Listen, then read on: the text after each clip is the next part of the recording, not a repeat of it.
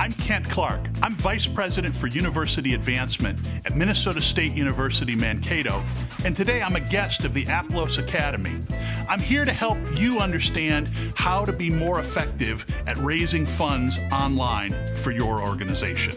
Now that you've thought through the different decisions that you need to make and you have an idea of your objectives for your online fundraising campaign, it's time to talk about the various forms of payment processing that you can use. Let's start with probably the easiest to get started with, crowdfunding. You've probably heard of crowdfunding sources. They're used for a lot of startups and commercial projects because crowdfunding campaigns work great for campaigns of a specific limited time horizon. But it's difficult to repeatedly create a sense of urgency that really inspires an effective crowdfunding campaign. If you're interested in crowdfunding solutions, you can find a list of potential crowdfunding partners on the Aplos Academy website. Another option for payment processing is a merchant services account that you'd set up through your bank or through another provider. This lets you accept credit cards directly into your account, which is convenient in the long term and can have lower fees over time for the transactions.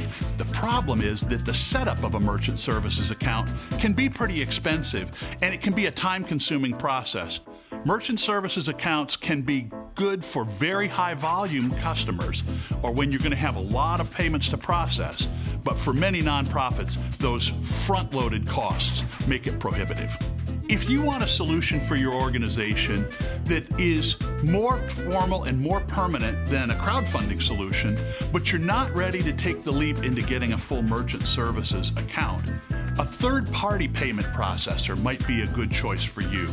You may have heard of PayPal. It's probably the most common one. There are some great advantages to working with a third-party payment processor like PayPal. It's fairly easy to get set up, and the initial costs of setup are much less than you'd find with a merchant services account. But there are some downsides that you need to be aware of. Number one, the logo of the third-party payment processor is going to be featured on the transaction page. Your donors are going to see PayPal when they're entering a gift, and that can limit your ability to portray your nonprofit and its mission. Another challenge of third-party payment sources like PayPal is that the process is not automated. You'll get a notification when a gift is made, but you'll have to take action or a step every time that happens to process that gift and issue a receipt to your donor.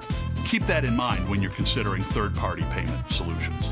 If you're looking for a low-cost, easy to start up, and simple solution for your online payment processing for donations, I'd encourage you to take a good look at Aplos Donations. Aplos Donations understands the importance of having your online donation page branded to reflect your organization.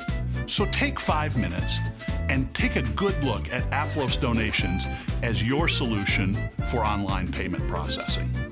Thanks for watching this lesson on accepting online gift payments. In our next lesson, we'll talk about some best practices in online fundraising.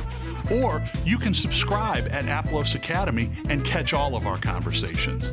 Thank you.